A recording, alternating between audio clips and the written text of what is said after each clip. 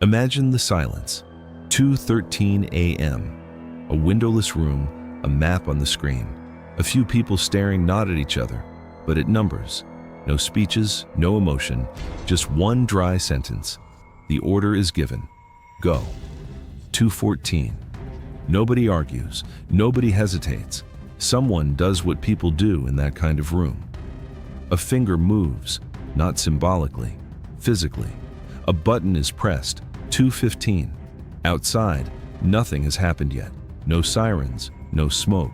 But the war has already started, because from that moment, you don't undo a launch. You don't rewind a chain of decisions. You don't call the missiles back with a press release. 2:22. First signals, first radar marks, a few more minutes, and cities that were sleeping become cities listening for alarms. 2:27. The first explosion. And here's the key thing, that explosion is not the beginning. The beginning was the silence, the sentence, the button. Because this is what a turning point really is. It's not a debate, it's not a trend, it's not an argument on social media. A turning point is the moment the world crosses a line where both sides stop asking, "Can we manage this?" and start acting like we can't afford to stop.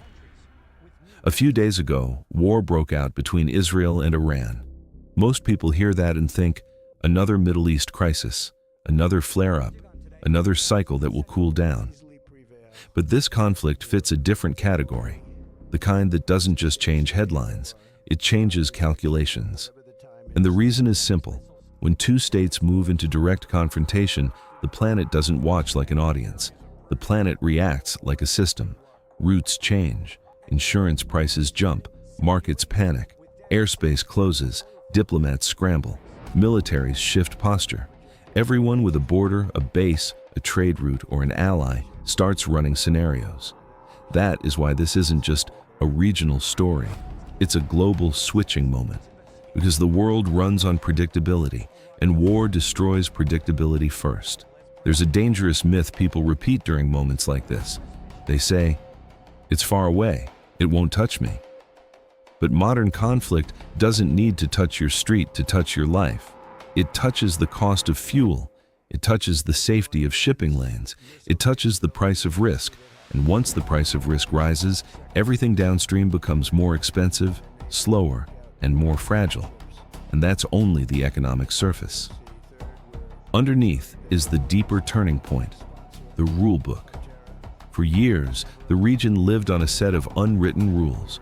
You could strike through proxies, you could threaten, you could punish in limited ways, you could signal strength without forcing a full-scale response. But the moment you enter a direct war logic, the rules change. Now every side has to think in sequences, not single actions. Not one strike, but what comes after the strike. Not one response, but how do we prevent the next one? And the most dangerous question of all becomes normal. What do we hit next? That is how escalation becomes a machine. It feeds itself, it creates momentum, it makes restraint look like weakness, and patience look like defeat. So if you want to understand why this matters, you can't just watch the explosions, you have to watch the decisions behind them. Because wars don't expand by accident.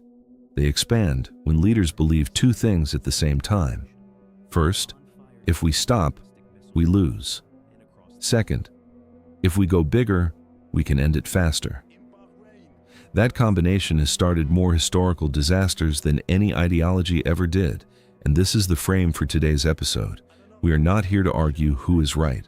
We are not here to trade slogans. We are here to do what this channel does, to isolate the moment that changed the world's direction, the decision that turned a crisis into a new era.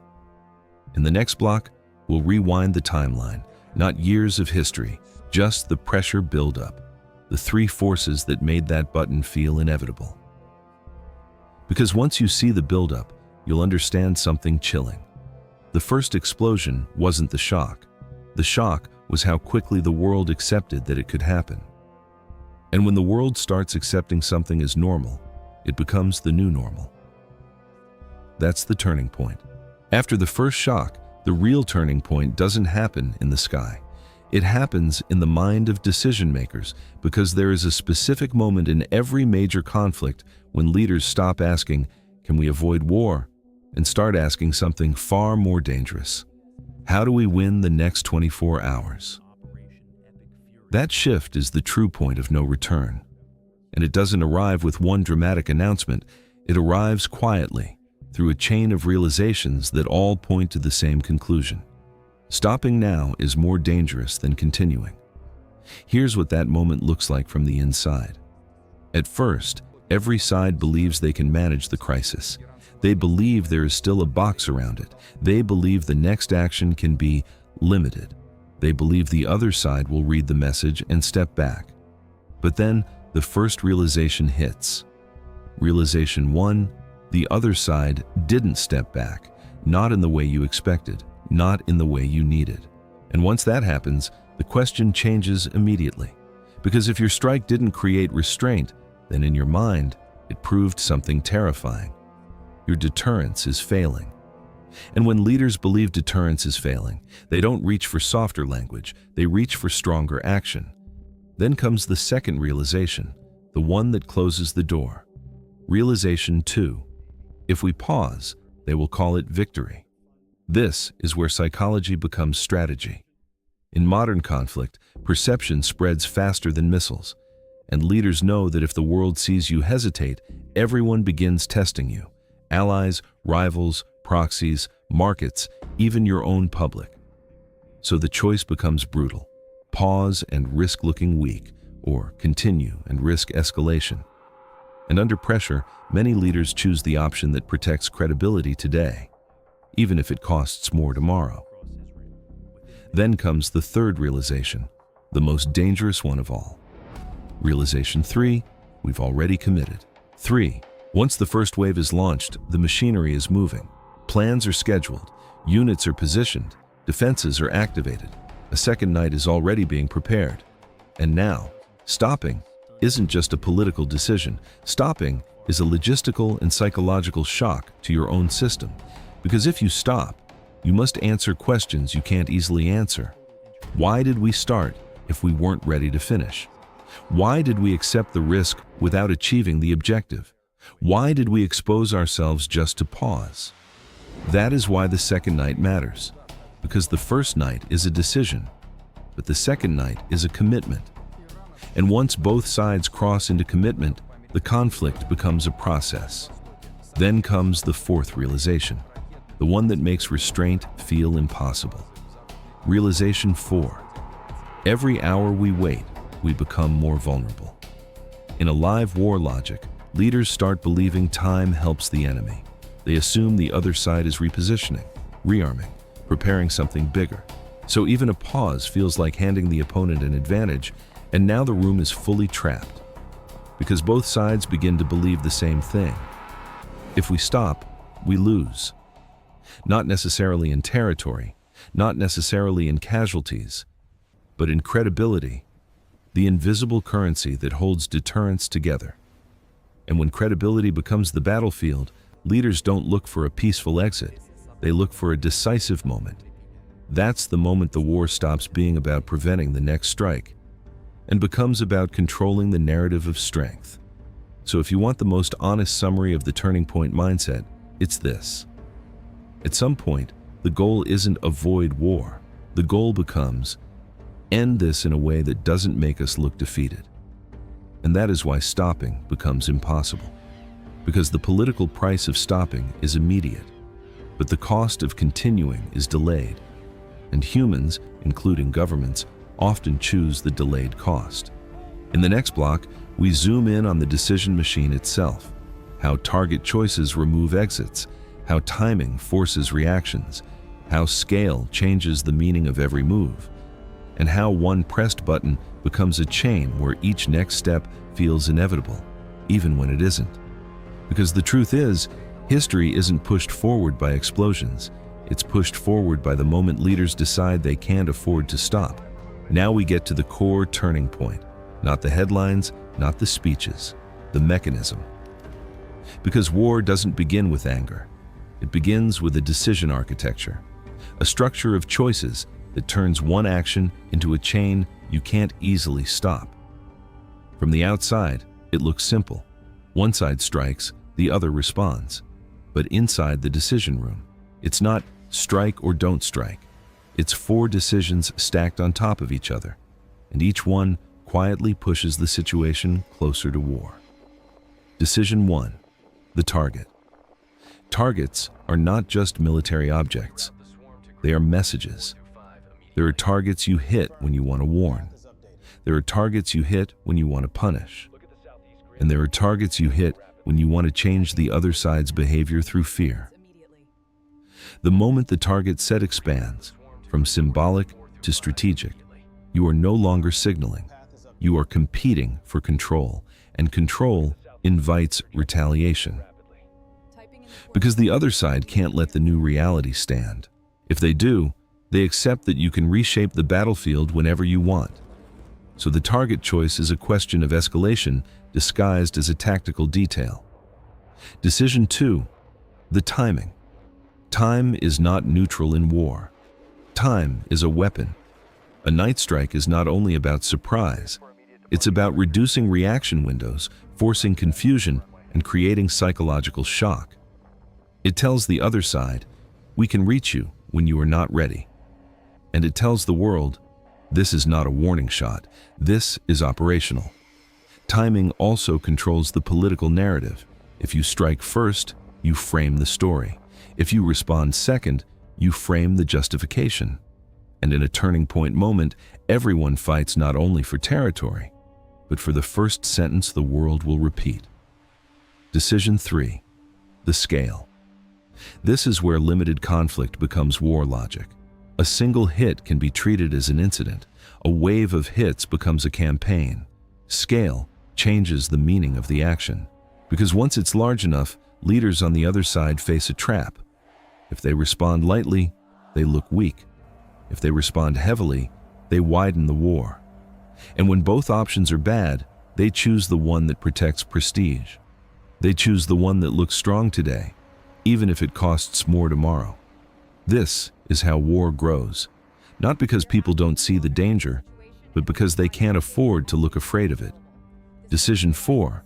The story you tell after. Every strike comes with a script. The script might be, this was defense. This was deterrence. This was a one-time action. This was a limited response. But the world listens less to the script and more to what the strike made possible. Because the true message of an action is not what you say, it is what you demonstrate you can do. And that brings us to the most critical turning point detail.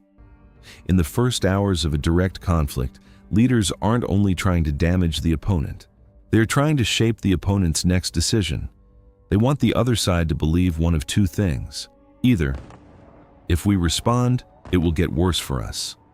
Or, if we don't respond, we will lose face and security.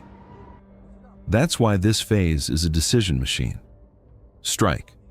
Measure reaction, adjust targets. Escalate or pause. Send a new message. Prepare the next wave. And the machine doesn't stop because of compassion. It stops only when leaders believe stopping is safer than continuing. Now here's the line that matters most. The first explosion is dramatic. But the real turning point is the moment the planners finalize the next night. Because once the second night is planned, the conflict is no longer an event. It's a process. And processes don't end by accident. They end when someone chooses to pay a political price, and that price is always the same. To stop, you must accept being called weak, at least for a while. That's why, after the button is pressed, escalation becomes easier than restraint. Because restraint has a public cost, escalation has a delayed cost, and humans, institutions, and governments often choose the delayed cost. So when you watch this war unfold, don't just ask, what happened today? Ask the turning point question. What decision did today make normal? Did it make wider targets normal? Did it make direct retaliation normal? Did it make new fronts normal? Did it make global disruption normal? Because once something becomes normal, it becomes part of the new rulebook. In the next block, we'll follow the domino effect. How a direct conflict doesn't stay inside a box. How the map expands, how third actors get pulled in, how airspace and trade routes react, and why the world pays for a war even when the war is far away. Because in the modern era, war doesn't need to spread geographically to spread economically. And that's where the real global turning point begins. Here's what most people get wrong about modern war. They think distance protects them. They imagine conflict like a fire in one neighborhood, tragic, loud, terrifying, but contained behind borders and news screens. But the world doesn't work like separate neighborhoods anymore. The world works like a connected system. And when a war hits a critical point, it doesn't have to spread across maps to spread across lives. It spreads through roots, risk, and reaction. This is the domino effect, the part that turns a regional war into a world event. Domino 1, the map expands, even if nobody officially expands it. In direct conflict, every side immediately looks for leverage, not only where they can hit, but where they can force the other side to feel pressure. That's when you see a war begin to pull the region into its gravity. Because once two states collide directly, everything around them becomes strategic. Airspace becomes a weapon. Borders become decision points. Bases become liabilities. Allies become targets or bargaining chips. Even countries that want to stay out of it get dragged into the math. Because neutrality in a live conflict is not a moral statement. It's a logistical problem, and in war, logistics is destiny. Domino 2. The warfare changes shape, fast. People imagine war as jets and missiles, but modern escalation has multiple layers moving at once. Drones probing defenses, cyber pressure on systems, missile defense being tested and exhausted, intelligence games and deception, quiet operations that never get confirmed. And every layer has one goal: reduce the opponent's confidence. Because confidence is what makes restraint possible. If leadership believes they can protect their people and infrastructure, they can afford patience. If leadership believes they can't, they start reaching for bigger moves. That's why the domino effect is not just geographic, it's psychological. It's a competition over who feels cornered first. Domino 3. The world economy reacts like it always reacts, by pricing fear. This is the part people feel without even understanding why. The moment a conflict threatens major trade routes, energy flows, or stable air corridors, the global system does one thing immediately. It adds a tax called risk, not a law, not a policy, a price. Insurance rates rise, shipping slows, routes shift longer, airlines reroute, cargo schedules break. Even if the physical damage is thousands of kilometers away, the economic disruption spreads instantly because the cost of what if becomes real. This is why the phrase "it's far away" is an illusion. The system doesn't ask if it's far away. The system asks, can I still guarantee delivery? Can I still guarantee safety? Can I still guarantee timing? When the answer becomes uncertain, costs rise. And when costs rise, the stress shows up everywhere. Prices, supply chains, markets, budgets. War spreads through the world's bloodstream. Now, here's the most important domino, the one that makes this a turning point. Domino 4. The new normal forms in real time. In the first days, everyone calls it shocking. But then something dangerous happens. People start adapting.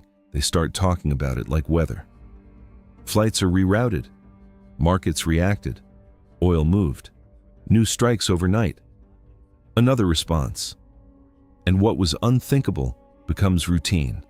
That is how a world changes without a formal announcement, not with a treaty, not with a speech, but with repetition, a new rhythm. And that rhythm changes decision-making everywhere. Because once direct state-to-state conflict becomes normalized, other players around the world learn a lesson. If escalation is possible there, it's possible here too. The psychological ceiling lowers, and the global system becomes more nervous, more reactive, and less stable. So by Block 4, we arrive at the real consequence. This war is not only about what's happening on the ground today, it's about what the world is learning to accept. And what the world accepts becomes the new rulebook. In the next and final block, we'll name those new rules. Not predictions, not fantasies. Clear shifts in how the world will behave after this turning point. Because once a system learns a new behavior under stress, it rarely unlearns it. And that is why some events don't just make history, they rewrite the future. A turning point is not the day the war starts.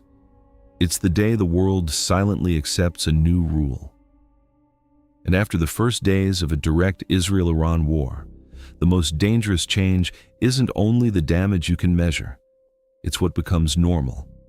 Because once something becomes normal, it becomes repeatable.